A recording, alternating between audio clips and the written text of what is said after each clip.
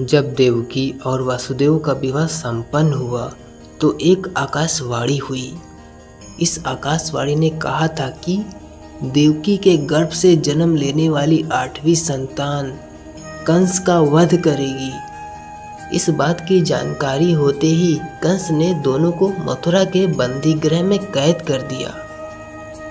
इस बंदी गृह में कंस ने देवकी और वसुदेव की 7 संतानों का बारी बारी से वध कर दिया।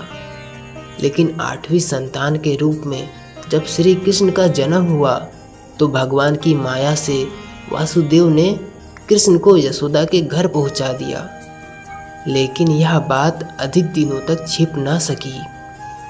कंस को मालूम पड़ गया कि देवकी की 8वीं संतान का जन्म हो चुका है और वह गोकुल में है। इसके बाद कंस ने कई राक्षसों को कृष्ण की हत्या करने के लिए भेजा, लेकिन कृष्ण ने कान्हा के रूप में इन सभी राक्षसों का वध कर दिया। भगवान कृष्ण ने सबसे पहले पूतना का वध किया। पूतना श्री कृष्ण को स्तनपान के जरिए विष देकर मार देना चाहती थी।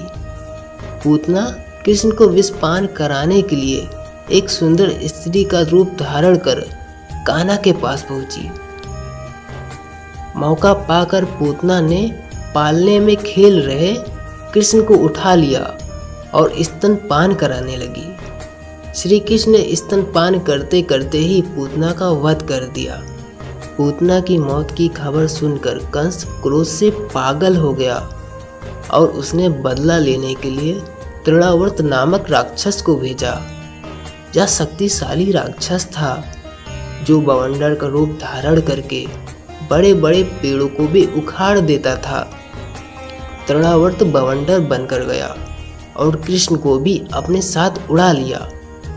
इसके बाद श्री कृष्ण ने अपना भार बहुत बढ़ा लिया, जिसे तृणावर्त भी संभाल नहीं पाया। जब बवंडर शांत हुआ तो कृष्ण ने गला दबाकर तृणावर्त को मार डाला। कंस अब कृष्ण के खून का प्यासा हो चुका था। उसने पूतना और तृणावर्त के बाद वत्सासुर को भेजा। वत्सासुर एक बछड़े का रूप धारण करके श्री कृष्ण की गायों के साथ मिल गया। कृष्ण उस समय गायों को चरा रहे थे, लेकिन श्री कृष्ण ने उस बछड़े रूपी दैत्य को पहचान लिया और उसकी पूंछ पकड़कर घुमाया और एक वृक्ष पर पटक दिया, जिससे उसकी वहीं पर मौत हो गई। कंस ने वत्सासुर के बाद बकासुर को कृष्ण को मारने के लिए भेजा। बकासुर एक बगुले का रूप धारण करके श्री कृष्ण को मारने के लिए पहुंचा। बगुले ने श्री कृष्ण को निगल लिया और कुछ ही देर बाद कान्हा ने उस बगुले को चीरकर उसका वध कर दिया। अघासुर पूतना और बकासुर का छोटा भाई था।